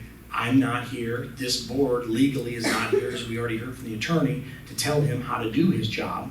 We are only here to say, we're free, we are the voice of the taxpayers to say, here's how much money you can do to do your job, okay? So I took what was the levy last year, and that's what I did, and it's still more than every single other township that I got FOIAs back from, okay? Edwardsville doesn't assess legally, okay? This is a public meeting, and I'm sure that it will get back to them that they're not doing something by the law. But all the rest of them, okay, they have a multiplier, and they're all, I'm not saying our assessor is doing a bad job, I'm not saying anything. We are only here to say we are allocating the money, okay? So my point is, I don't think Edwardsville would agree that they're not doing it legally. They have an office that you can go into, just like we have an office. And it was mentioned at the podium that a lot of people don't know this, half of Madison County townships are done by the county. It was mentioned that they have 24 employees. That is correct, but was not mentioned they only have 6 employees dedicated to all those townships for the assessing duties for those townships. Those 6 employees assess over 20,000 properties. Those people are only dedicated for assessing those properties. The other that are there do the other jobs, those 6. So 6 do the job for 20,000 parcels. We have 7 doing the job for 16,000, okay? St. Clair County, if people doesn't understand. Do you know how many township assessors are in St. Clair County? 0. The earth, the sky is not going to fall, okay? It's not. And so other counties, we're the ones that are doing it completely different. We're the ones right now charging you more than double. So I don't think anybody that votes yes, there should be any anger towards those folks. We're trying to save the taxpayers' money. So you're calling for anger because those are gonna vote no? No, I already mentioned Well, that. that's just what you said. No, because the anger's only been coming at us. I've already said I'm not gonna hold it personal because we've got a lot of great things to do on this board. So I'm not trying to move the assessor's office, okay? Could that be a possibility? St. Clair County has no township assessors. Could that, this was, and to be fair, I could go more. I'm trying to ease into it, okay? I'm trying to ease into it. I'm still giving more. 383 more than every other one. So I'm trying to ease into it. And it is correct about his budget it's not 90%, there's about $100 and something thousand in there that is other things other than employees. And then a lot of it is health insurance. But again, I do wish that I don't have anything against any employees. I want everybody to have a job, right? But it is true, my employees in my office, we have time clocks. Kathy's office has time clocks. He does not have any time clocks, okay? It is true that you only do see 2 cars there. There's only, unless they're carpooling, there's 2 cars there. There's 7 employees, maybe they are, I don't know. I've never given them, you know? And so, the other point is, the question was asked, am I planning on hiring any new employees? If one is getting ready to retire, and say if we, our cook is talking in a few years to retire, then yes, I would hire a new chef. But adding to it, no, because it's in my budget. The budget that I'm putting forward has reductions on my side too. I would like, trust me, I would love, because I have some friends in the audience, I would love to spend more money in here. I have all kinds of things that I would love to spend more money on, but that's not how I feel that is responsible. It's being fiscally responsible. It's not my money. And so that's why I try to find grants to do these things, okay? So I think it's appropriate, it's been brought up, and I'll just, talk about the elephant in the room, that he will sue, that we'll sue, and it's gonna waste the taxpayers' money. Remember, this is not us, this is he will sue us, the board, for not giving him the amount of money. This has happened before, okay? It was mentioned that he did this and he won. That's a lie. It did not happen. Never went. It was a settlement between the supervisor and the assessor. It was Terry and Pete at the time. They settled. That was it. The times that it did happen, we had the memo, and if I can find it right here, it's Didden verse. Okay, here it is. Let me just read this to the board. The issue of the authority to determine the township assessor's budget was examined by the U.S. District Court for the Northern District of Illinois in Didden versus Rush, and it has a bunch of letters and things like that. In that case, the township assessor of Avon Township sought a preliminary injunction preventing the township supervisor and the township board of trustees from passing a budget that was lower than what's submitted for approval. Interpreting Illinois law, the court held that the township board of trustees and not the township assessor ultimately determines the assessor's office budget. Didn't at 27, the court explained, and then it's got all kinds of stuff. Okay, so I was always told as a trustee and then the supervisor, you must pass whatever I put in front of you. That's not the case. That is this board's duty. Now I can respect if you say you think he needs 7 employees. If that's your opinion, I respect that. I disagree, and so, yeah, absolutely. So that's what what do you guys have? I mean, I hear about all these changes and I wonder,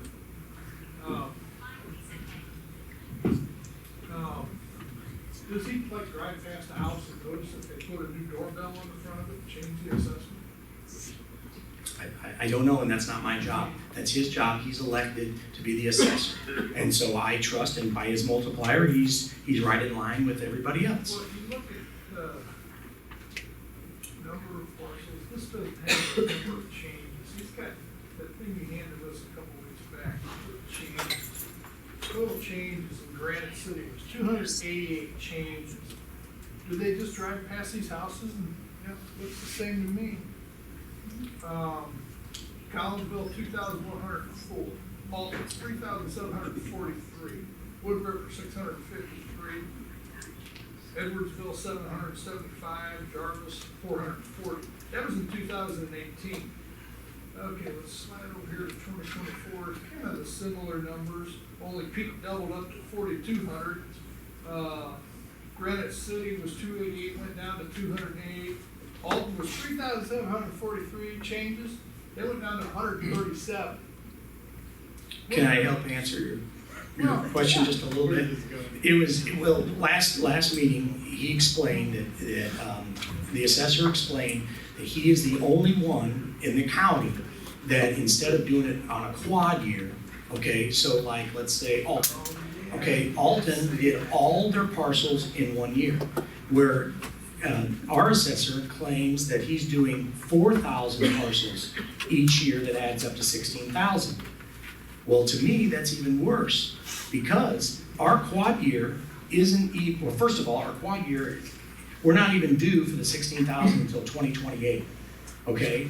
And so the point is that what I was told about the changes is that he says that it's a change if the amount of your assessment changes, where the other ones are saying it's a change if the property changes, okay?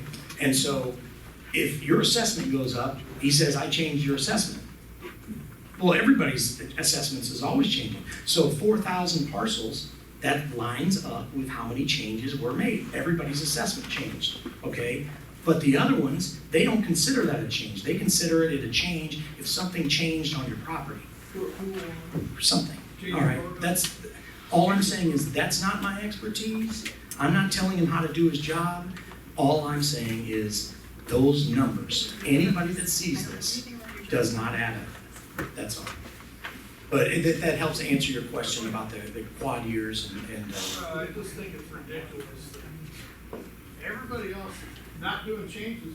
How come the state's attorney's not complaining about this after all these years? The state attorney isn't doing anything about it. well, maybe there's no laws being broken. Well, that's probably what's the truth. Right. Anything else from anybody? Yeah, I just want to, kind of want to follow up that you mentioned that the levy was unanimously passed. Yes, you did. So, but it wasn't without a serious discussion on how I felt if you weren't responsibly levying for certain things over the years. I'm not going to let 90%, of what I thought was right derail the vote for 10%. So, with that being said, I still think it's irresponsible, especially when somebody admits here at the table that they don't even understand the numbers or where the numbers are coming from, for them to vote to approve.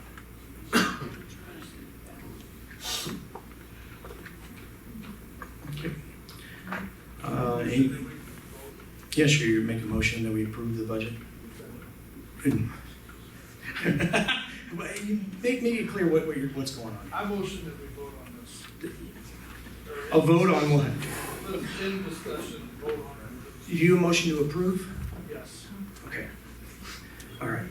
I'll second that motion. Okay. There's no other questions, roll call.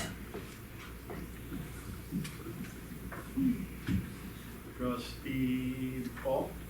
Without, I can't vote no. My vote is a no because I can't vote yes and be conscious. Trustee Sewell? Yes. Prowl? Yes. Proctor? No. Supervisor Cox? Yes.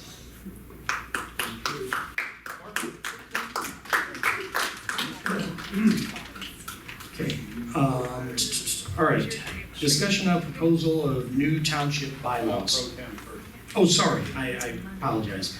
Item C, appointment of supervisor pro tem.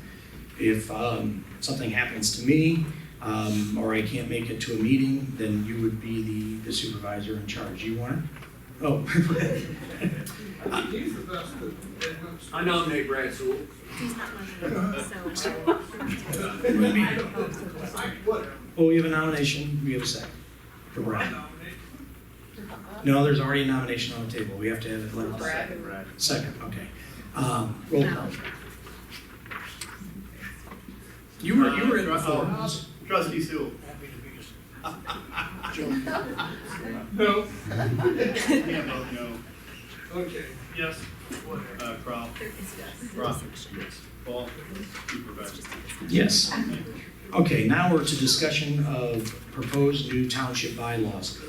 There's quite a few items that, over the last few years that we felt that we could make the process better on the board, and this is just a discussion, and so if you have something in the next month that comes to your mind, email me, call me, and we'll get it to the attorney to make sure if that's possible to do that. Are But- you proposing, do you have any? Yes, yes, I do. Tonight? Yes. Okay, was it in the packet or anything? No, this is just a discussion. Yeah, we're not voting on anything. Oh, I know we're not voting on it, but. What I'm saying is, this is an open discussion. Yeah, I just okay. got something to share. I'm just discussion. And so, what it is that, I have a few items that we can discuss or whatnot, and then, possibly bring to the next meeting. And again, if you have something tonight that you're thinking that would make the process of the entire township better, then say it. But if you think about it in the next month, let us know. And then we'll put all this on paper for the next board meeting, and we'll vote. One absolute item that I would like to see on there is our agenda order. As we went along through the years, I noticed, and I had several, I wouldn't say complaints, but suggestions, just like the lady, people asked, hey, you're asking me a question, why can't I answer you back? Why don't we have an item under the public comments where the trustee can answer the question? That's only fair, okay? I think it's also appropriate that the order changes, because a lot of people, wouldn't you have liked it better if we would have got to the heart of this meeting right away? Why do we have to wait to the end of the meeting to get to the real meeting? So let's get to the good stuff. Let's get to the stuff that matters first, and then once that's done, we'll approve the stuff that usually is pretty fast and nice and quick, okay? So that's what I'm proposing, that's what I was trying to do before, and then you brought it to our attention that it was actually in the bylaws. I didn't even know that the agenda order was in the bylaws, but it was. And so, but anytime you want to move the agenda, you can absolutely motion, and we can move the agenda too. I also think that it would be appropriate that, and this kind of happened tonight, but the board discuss items when that agenda item comes up. So if we're talking about the budget, if you have your comments about the budget, you use that under the budget line item, if that makes sense, because that, what we would have before is, oh, no, wait, we're gonna do something different. So it's like, if it's on the agenda, that's when we discuss that item. Go ahead. No, I'm just gonna say, you can't limit what a trustee has to say during the trustee's time, just like you can't limit what you have to say during your time. Right, well, that's what I was trying to. I know you tried to impose that several meetings. No, well, I've talked to you about this, maybe explain what I because he thinks my motive is different. Yeah, I think the discussion, we talked about this a couple weeks ago, a little bit. And I think it was not to bar people from bringing up a topic that's already been discussed or anything like that, but rather amending the bylaws to suggest that when an item is up for discussion, the appropriate time to discuss it is during that action time under old business. Yeah, what we've seen in the past, though, is we've seen the denial of discussion downstream of the original discussion. When nobody's ever been denied the Yeah, slideshows and everything at all. I can remember. You can remember. I can Yeah, remember it's a particular instance Yes. for that, but that's part of why, part of this was the order of the agenda too, where something was put on the agenda for the purpose of discussion. I think in the instance we're talking about, I think it may have been the trustee asked for it to be put on there, and then didn't want to discuss it during the discussion time, so they could have put on a presentation more or less. And I think that we can fix that. Right. Let's see, my other thing is, I think that absences should be addressed. We didn't really have that problem on the last board, but I just know that there has been boards before that there's been many absences. Absences are addressed in the State law. in the state law. So is the absences addressed in the, if you get paid in the state Pay law? is probably not in there, but as far as. Right, being and so removed and everything. right, and so, this is just discussion. It was just my thought. I don't think it's gonna be a problem. Recently, it's been a little bit more of a problem. The first 2 years was awesome. But, I know nobody's doing this for the money. Yeah, sure, Mike. So those are my few suggestions that I want to look at. I'll talk to the our attorney about, making sure that things are legal. But do you guys have anything? Because I know you guys have come to a lot of meetings and stuff. Yeah, we need to address the social media topic. And as far as, we still have that up for the vote, social media policy. Yeah, I was using Collinsville's because I thought if it was good enough for Collinsville, they've already drafted it. We don't have to spend any money on attorneys and everything. We changed all the things from the city of Collinsville to Collinsville Township. I thought that would be appropriate. We could save some money and just use theirs. I don't know if you guys are kind of okay with that, or. Well, just put it on the items to discuss. No, I know. I was just trying to make sure that we can put that up there.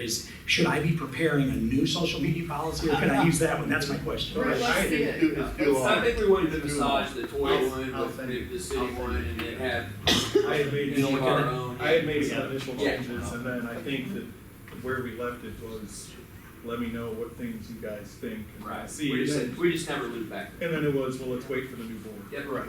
And that's kind of. Okay. I'm just getting it on the list. Sounds good. The only thought I had, because I looked at it, I mean, it's really, really, really long. But the only other thing I thought is, and it was a natural thing to just change from city manager to township supervisor. Yeah. But I mean, it is possible that the road commissioner might have something that needs to go on social media, even though she doesn't necessarily have access to doing it herself. If she says, hey, whoever is managing it, when you put this on there, it might be best if we not just had supervisors, but we had like administrators, which would be defined as her and the assessor, because they might also have something. That was the only thing I thought of that didn't translate directly from the city. Okay. Anything else? Do you guys think of anything? Just hit me up. No, I'm just trying to. Right. I was kind of going through it today, and I might even think of another item, and if I do, I'll email you. Can't really discuss it over email at all, but just to give you guys a heads up, and then I'll go to our attorney, and then we'll at least be prepared for the next meeting to talk about it, because there might be some things. Okay, so the next item is community. We're almost done. Community garden. I love the idea. It was, first I had heard about it is from Margot, and then when I was meeting with Trustee Prosser, he loved the idea. And so we have this lot over here. I talked to the owner of the lot and told him everything, and he seems that he wants to. We're the owners. No, I talked to the owner of the building where everybody parks, right? And he's all about it. I want this community garden, and he's wanting to do veteran housing over there, and he seems to be wanting to work with the city of Collinsville, and so that's all we can do. And so I love the idea. The problem is, again, I would like to use grant money for this, okay? I don't want to use, in my budget, they're really, for anybody that wants to say, oh, he's gonna do this and he's gonna do that, well, there's no money in the budget to do all this. So you don't have to worry, right? So the point is, we did find a grant for a community garden. This grant, I'm not saying it's not doable. I think that there's some things in here that I don't necessarily agree with questionnaires and stuff, and you'll get into that. I'm meeting with the city tomorrow morning at 10:30, and they love the idea, but I want them to help out. We gotta get a water line over there. I'm sure that they'll waive the fees and things like that, but we have to have a lot of things together before we get going on this. I would say if we did everything exactly correct, we would be looking at next spring or summer, okay? If we get this grant is $20,000. Point is, one thing different that I'm gonna try to do this term, I would like, not me doing all the projects, I would like this board to, take ownership of, it was a great idea. I would love this to be your guys' baby, right? I'll come to the meetings and have if you have a committee meeting, let's get some seniors involved that want to help. Let's get some other community members from Unit 10 and things like that, and let's do this. But I would like you guys to work together, and lead this. And I'll give you all the credit too. I can take care of the water side, because I'm looking here right now on the maps, we actually have a water main in the front and actually one in the alley. Mm-hmm. So we can do access from either side. Yeah, and just take a water light, so we can maybe have anything too. And I'm no expert on greenhouses and any of that, and so we need to find some people, maybe if it's the horticulture program in Unit 10, let's reach out to Unit 10 and see if they can provide us somebody, and so. Liberty Farms had Right, and I think we can make it look really nice. I think it could be a good. Yes, absolutely. There has to be a lot of there's a lot. Yeah, to it's think kind of about. like we did the city for the dog little park up Yeah. down by her funeral home. We Right. had fenced in and just have a keypad to get it to. Right, a code, and you go in there, Yeah. and I know that the seniors would absolutely love it. They can have their own spots and other things, but this isn't just for the senior center. It's for, maybe it's the horticulture program at Collinsville, maybe they have a little spot, and other people, so, anyway. Any thoughts about breaking it off right now so we can get all the equipment out of that lot? I would love to see that. Breaking it off, Digging up. Not digging it up, concrete dollars. Oh. some things. 5 foot ones. I mean, I could do that, and he tells me if it's ever, here's what I told him. I said, listen, I need you to keep all your stuff as far back out of view as possible, okay? The problem is that we went over this before, the same thing with his tenants. If we take their parking lot away, they're gonna park. Now they're gonna park over here. They're gonna park over here, and they're gonna use spots that are better for the senior center. And so we're just kind of in that spot that there's nothing really easy to do right now. I mean, I understand it. I hate the look of it. Move their trucks. Listen, I put warning signs on it many times. I've had BK come out and they've, and that cost us too. So anyway, so we'll do that. And supervisor's comments. Did I miss anybody's question?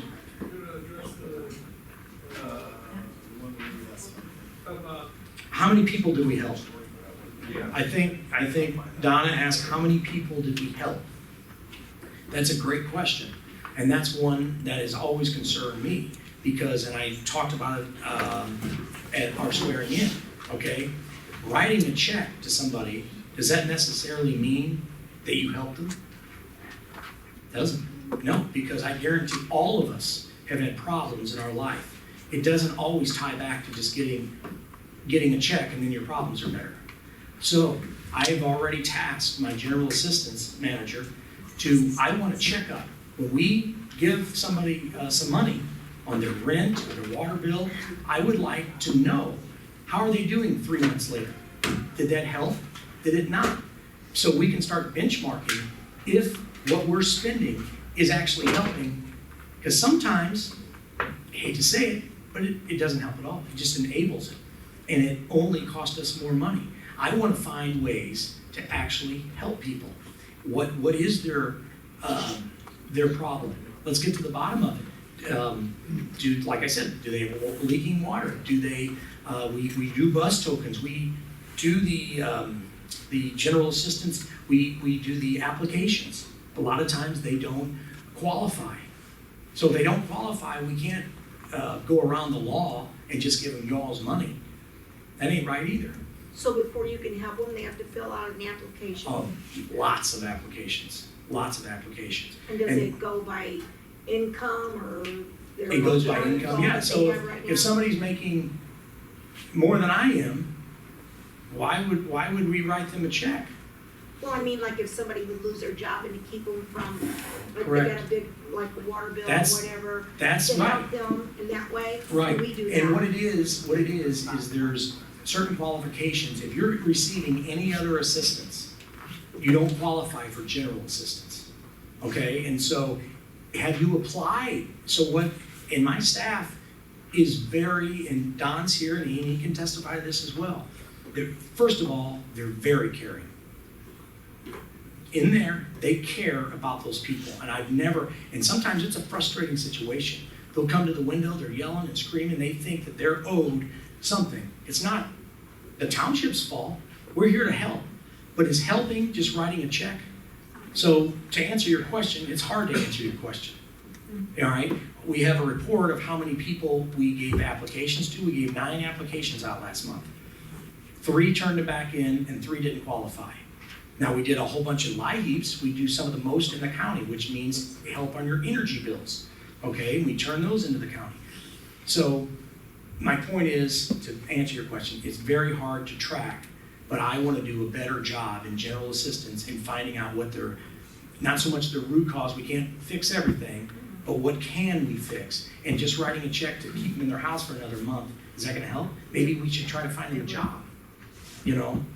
Because there's all kinds of things in the statute right now that says we could do community service to get the money.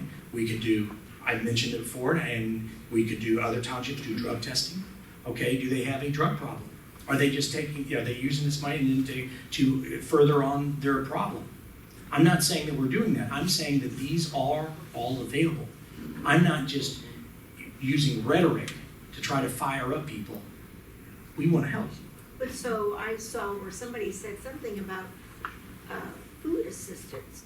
Mm-hmm. Well, do we not have pantries for that? Yes, we do. Yeah, and we always. Do you have a pantry yourself? Yes. Yep. And what we have in place now is we have that folks can come up and they get it once every 2 weeks. They have to sign in, because what was happening before is we'd have the same people coming every day.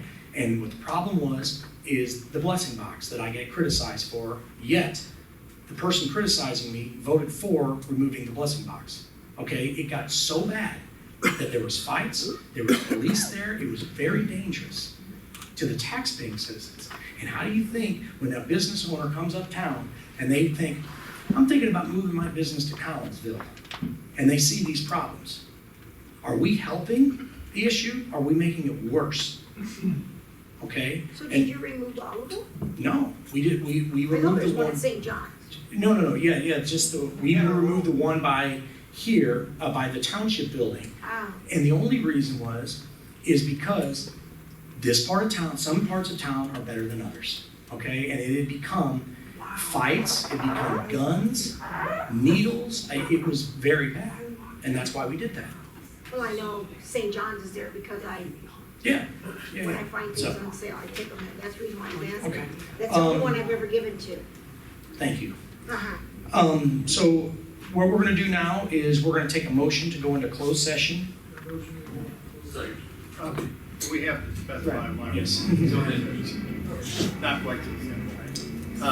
So the motion's gonna be, we're gonna adjourn to closed session to discuss pending or probable litigation, and also discuss the possible release of the minutes of the previous closed session.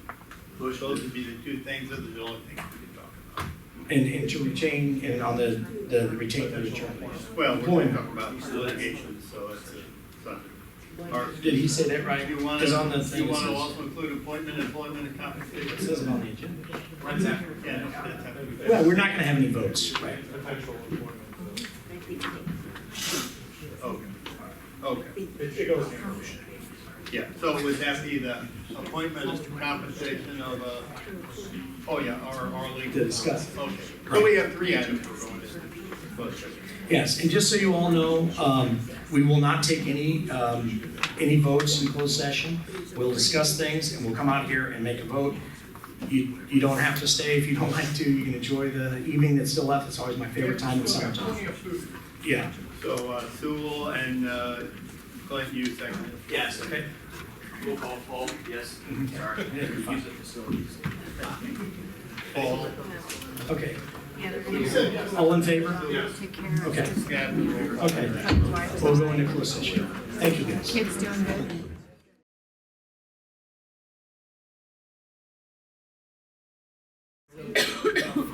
Well, I know because He's at home. Okay, we're back in open session. Clerk, roll call. Trustee Prosser? Yes. Oh, yeah, Ball? I know. Stool? Yeah. Crowell? Yes. Supervisor Cox? I'm here. And now we will accept any motions on the table. I'll make a motion to retain Lashley Bear PC as an outside legal counsel on an as-needed basis at the discretion of the supervisor. I'll second. Okay. No other questions? Roll call. Trustee Ball? Yes. Stool? Yes. Crowell? Yes. Prosser? Yep. Supervisor Cox? Yes. No other business? Motion to adjourn? Motion to adjourn. All in favor? Aye. Meeting adjourned. Oh, you wait till you- Congratulations on the first one. Yeah, that was the ball. Unless you retain your Just service. give you Oh, can I have? See, we You don't need me in there. he has some other things.